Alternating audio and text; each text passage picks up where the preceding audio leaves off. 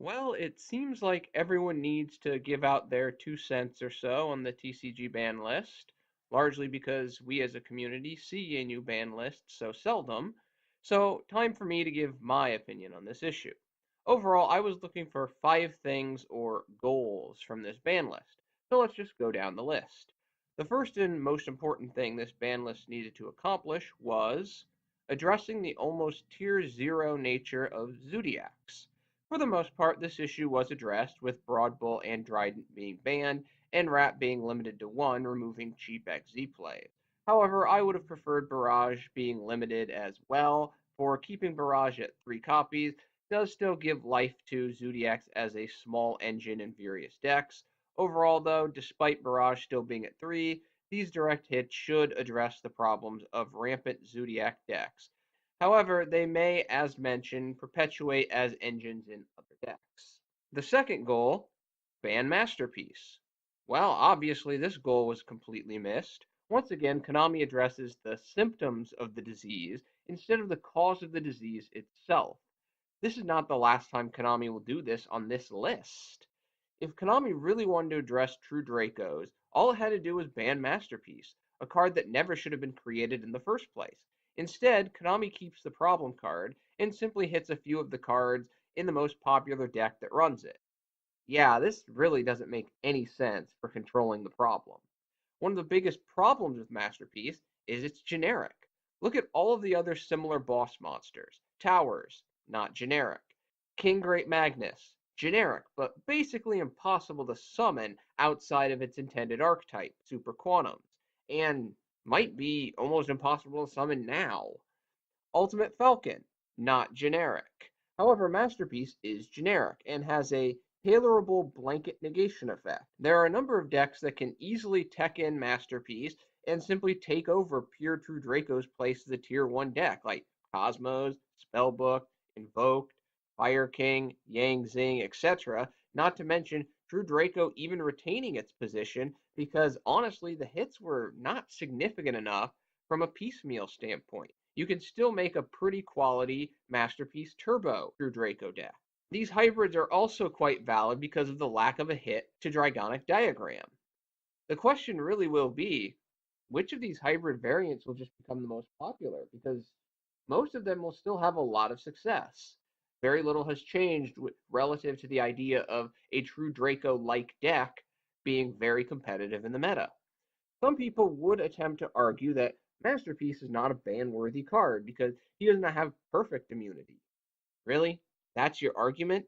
This card has outs, so it's fine. Well, then why is basically anything on the ban list? Outside of like 4 cards in the game, everything has outs. Realistically, most decks outside of any side in kaijus have 0 to 4 outs per Masterpiece at a given time. The fact that Diagram also protects him from battle once per turn and ups its attack, making battle outing him quite difficult in the first place, further heavily reduces the outs any deck has to dealing with Masterpiece. Some argue that the Masterpiece problem is that it can be summoned during the opponent's turn via a card like Apocalypse, thus allowing him to immediately interrupt your play and have its general immunity structure. Yeah, that is annoying, but no, the problem with Masterpiece is that it's a generic 2950 attacker, 3250 with Diagram on the field, with a generic and ridiculously easy to achieve summoning condition that technically doesn't even require monsters on the field, that is commonly unaffected by the two major out structures of an opponent's deck, which commonly dominates whether or not it is summoned during your opponent's turn. The opponent turn is just something annoying. It's not what defines the quote unquote brokenness of Masterpiece. Overall, Masterpiece is a textbook example of a card that should be banned, and a big miss for Konami. The third goal was manage degenerate first turn boards and address the loot spawned from link summoning. Addressing the non-link based explosiveness was hit or miss from Konami. The quality hit was Danglong, eliminating the double negation shenanigans of the card. Ah, poor Danglong and Yang Zing players, though, in general, because if only Konami had made Danglong Yang Zing specific like they should have, instead of generic in an attempt for a money grab, Yang Zing players would still have a very powerful card at their disposal. Unfortunately, that didn't happen. However, the miss was not banning Trickstar Reincarnation, which is just a significantly more consistent disturbance strategy middle finger to the opponent, as well as not banning Seraph Knight, keeping the degenerate and annoying double summon Brilliant Fusion strategy available. Addressing the Link summoning explosiveness was just another significant fail for Konami, as once again, because of their treat the symptom, not the cause philosophy, they go and ban Grand Soil and Digusto Emerald, which are just again symptoms, not the actual disease. The real way of solving this new OTK FTK Link summoning loop problem would have been to limit Firewall Dragon to one, for it is the chief catalyst in 4 or 5 OTK FTK Link summoning loops. Anyone holding the idea that it's too early to hit Firewall Dragon is foolish, for it's a degenerate card is a degenerate card, and Konami has made 90% of the money it's going to make off Firewall Dragon, so the economics should not have been a factor in keeping Firewall at 3. Only the secondary market would have been hurt by Firewall going to 1. Speaking of symptoms, Level Eater is still a significant boogeyman in various high level monster builds and Synchro Quasar builds and producing large scale loops. The fact that Level Eater is still unbanned further demonstrates Konami's strategy of not only symptoms versus disease, but we only care about banning things if they seem to be important. Some argue that Konami does not like FTK OTK loops in the game. Of course, this is not exactly true. Konami only cares about FTK or OTK loops that have actually topped in tournaments. Loop decks that have not seen a lot of tournament success, but are degenerate cancers that can luck sack opponents, robbing them of wins and possible tops in tournaments. Konami's perfectly fine with those decks, despite their incredible detrimental effect on the game. This philosophy is principally responsible for why a card like Trickstar Reincarnation was not banned. In essence, it will probably just get banned or limited on the next list. Konami just doesn't really care about foresight. Furthermore, Gofu remaining at 3 instead of being limited to 1 or even outright banned is still a problem. Some would argue that Gofu remaining untouched is good for the game, promoting link summoning, but that argument is heavily flawed. Gofu's continuing presence in the game is negative because of the inherent speed advantage it provides. Agent of Creation also falls into the same category with the Shine Ball loops it can produce, even without Digusto Emerald being available anymore. Overall, there are cards like Scapegoat that can do similar things to Gofu, only do it a turn slower, which gives the opponent an opportunity to more effectively counter the play. Thus, decks like World Chalice can still make their plays. Those plays just aren't as unfairly broken that, hey, you got a hand trap? You don't? Well, watch what I'm about to do. It's a 15-minute turn. The speed of Gofu, and lesser extent Agent of Creation, makes it bad for the game and is somewhat insulting to players, saying that Links can only thrive with these non strategic cards in the game. Last I checked, Link summoning was supposed to slow the game down and make it more strategic. Yeah, with cards like Gofu in the game, all Link summoning does is murder deck diversity and force certain card choices. The fourth goal, increase the probability for a more diverse meta. Overall, I believe Konami also failed here because while the sun should set on Zodiacs, and almost everyone should be happy about that, everything online and OCG related tells us that Spirals will simply step in and take over that competitive spot after circuit break, and could even be worse, albeit a little less consistent than Zodiac's. Spiral already gets a nice boost through the reduced mass field clearance of one less Dark Hole and one less Slumber. As previously mentioned, Masterpiece is not going anywhere, especially with Diagram or Terraforming not being hit in any capacity. It's just going to transplant itself in various other hybrids and still play a significant competitive role in the meta.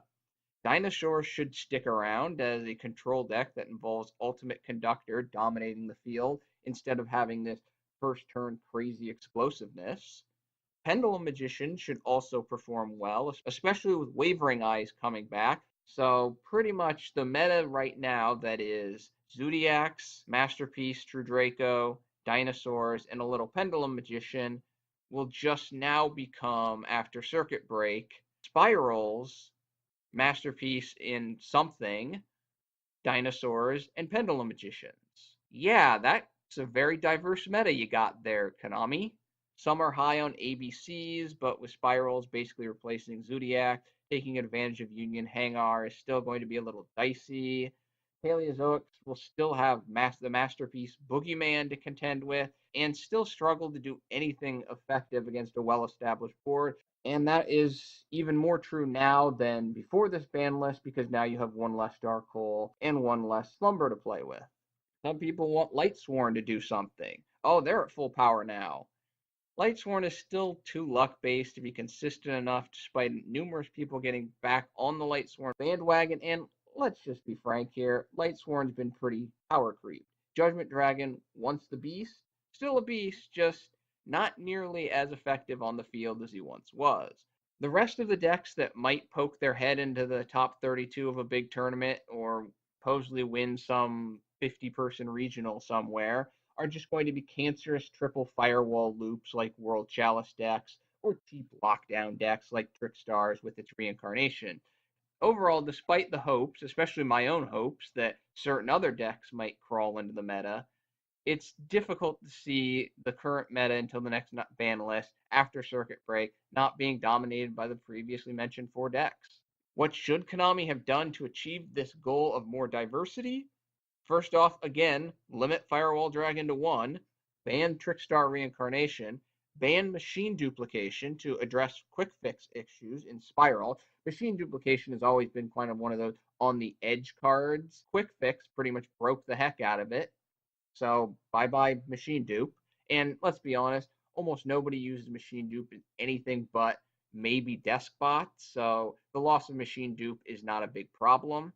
Ban Masterpiece instead of hitting some of its pieces. Ban Gofu, limit Agent of Creation. These hits would have dealt with a lot of the issues that hurt the potential for diversity in the meta right now. The fifth and final goal, just jailbreak the ban list, or at least bring back some cards to see if those cards are still powerful. This goal was another soft hit, rather big miss in the end, though, for Konami.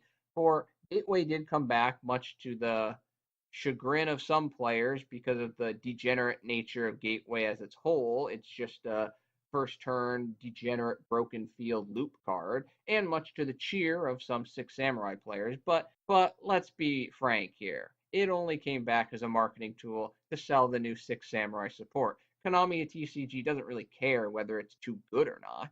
And as I mentioned, the card overall is rather degenerate. Even Six Samurai players who love it have to admit that. Overall, Konami just should have errataed Gateway so that each effect of Gateway can only be used once per turn and then just unlimit it completely. At 3 copies, then Gateway's a nice tool for Six Samurai, but not this look at this insane 20 million turn, 55-minute, 14 monster board I'm going to make card. Wavering Eyes jumped right to 3, which is a huge risk. This card should have just gone to 1 first as a test, but again, attempting to promote Pendulum Magicians to probably sell those boosters, which didn't sell very well. However, really almost nothing else came off the ban list. Charge and Honest moved to 3. They'll be annoying as heck. Boy, do I hate the concept of Honest as a card, but neither here nor there. That, again, Lightsworn's largely too luck-based, too power creep for me to think they're going to do anything, even with Minerva. The return of Rescue Rabbit was fine, but again, it's just promotional for the Rescue Clan, for World Chalice, maybe Dino Rabbit. Konami needs to be more aggressive with removing cards from the ban list, for it is certainly too cluttered with undeserving cards. What should Konami have done? First, one needs to differentiate between cards that can safely come off the ban list and those that might still be too powerful and need to be tested. What cards really do not need to be tested, in my opinion, and could come back to 3 right now? Tribe Infecting Virus can come back to 3. You almost always have to use the normal summons to put it on the field, and even in Mermail Atlantean decks where it might get some bonus effects, it's frequently too slow and not impactful enough. It's just too far down on the list of cards that self-respecting Mermail and Atlantean players would want to use a normal summons for. Wind Up Hunter is banned. Wind Up Carrier Zemani can come back to 3 copies. For Link Summoning and Power Creep has neutralized a lot of its crazy playmaking capacity, just making it a nice solid support card for windups. Future Fusion has pretty much done nothing at one copy, and due to the errata, can more than likely safely come back to three copies with little fanfare. Some potential problems could arise with it in Infernoids, but not really. And if create problems in Infernoids, well, there's a certain Infernoid fusion monster that could just be banned. Due to its trap standing and general lack of searchability, I would argue that Time Seal does not need to be banned anymore and it can come back to three copies. Cliffort Scout can return to three copies due to issues surrounding link summoning and pendulums in general. Aether the Heavenly Monarch can return to three copies as long as Pantheism and Stormforth remain at one. Depending on the effect of the new Burning Abyss Link monster, both Seer and Graph can come back to three copies. Someone can inform me in the comments if I'm completely off base on this, but it seems to me the loops associated with Gen X allied Birdman have long been power creep, limiting its limit worthiness in the meta. It can come back to three. Eater of Millions is a far superior version of Neospacian Granmole, so with Granmole basically having been completely power creeped, it can come back to three copies. Inzektor Hornet can return to three copies, for Fly is really the OTK explosive problem card of Inzektor, not Hornet. Ritual Beast Ulti Kanahawk can return to three copies, for the time of Ritual Beast has come and gone. The deck is, in my opinion, just not good enough right now.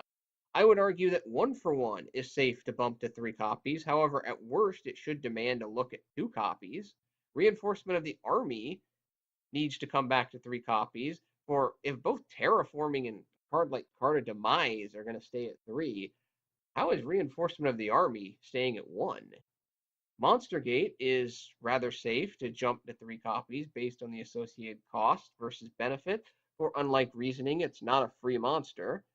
Book of Moon can probably jump to three copies, although it probably never will. Konami just seems to not like Book of Moon. Bottomless Trap Hole can go to three copies, despite TCG Konami's aversion to what they believe to be powerful generic removal. Ring of Destruction can jump to three copies with its errata. Compulsory Evacuation Device can jump to three copies with little fanfare. Wind Up Magician can go to three copies if Hunter is banned. Card Trooper could go to three copies if my belief that machine duplication should be banned comes to fruition.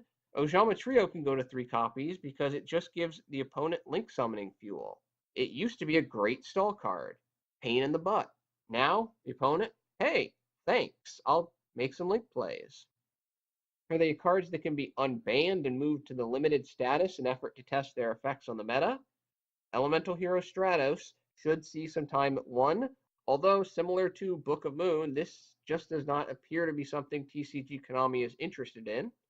Performamade's Damage Juggler can go to one for some testing, as at three copies it still could be rather powerful as a combo piece, but at one copy that power level is significantly restricted. Shuret, Strategist of Nekroz, can come back to one to see how Nekroz fares in the current meta.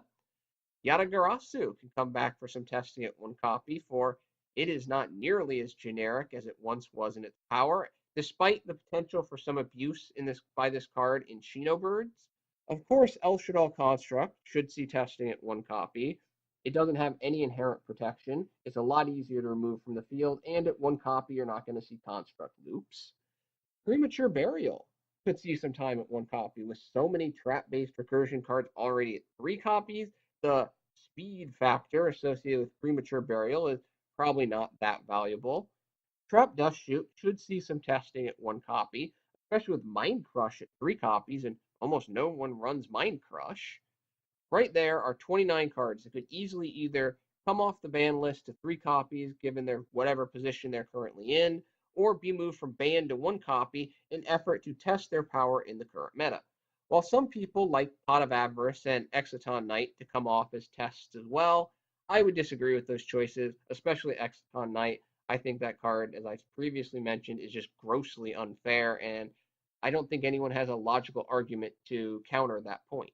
While most of these cards, if not all of them, should be fine, if any prove to be too powerful or meta disruptive, then Konami can simply reban the card at a later time, similar to what happened to Snatch Steal. I mean, Snatch Steal set a very nice precedent. Ooh, is Snatch Steal too powerful? Look at all the back row removal that now exists when Snatch Steal was originally banned. Let's see. 5 days later, oh my god, Snatch Steal is so powerful. Ban this thing immediately. And next list, bam, banned again. So This idea of testing cards, moving a lot more pieces from the ban list, it's not a big deal. Interestingly enough, Konami also may be missing an economic opportunity with their restrictive ban list practices, for in planning for a large amount of movement on the ban list, a jailbreak as I called it, Konami could release a banless jailbreak mini booster that reprinted 25 to 30 cards that would be moved in a greater copy direction, thus making those cards more available to players that may want to play them and make Konami more money. The only losers in this type of strategy would be individuals in the secondary market that would try to gouge or charge exorbitant fees for, oh yeah, this card's coming off the ban list. It had one printing in 2008. I'm going to charge $40 for it when 5 seconds ago I was charging 4 cents for it.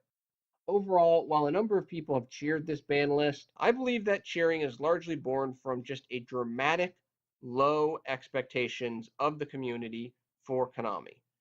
It is akin to a parent patting a child on the head for a 50% on a test because that child's average has been 20% up until that point. 50% is not good.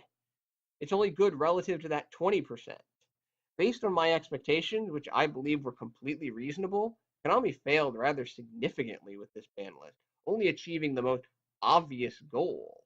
Too bad. Success was within reach. Apparently, for whatever reason, Konami decided not to achieve it. Well, that is my commentary regarding the new ban list. Thank you for your attention and your time. I'm out.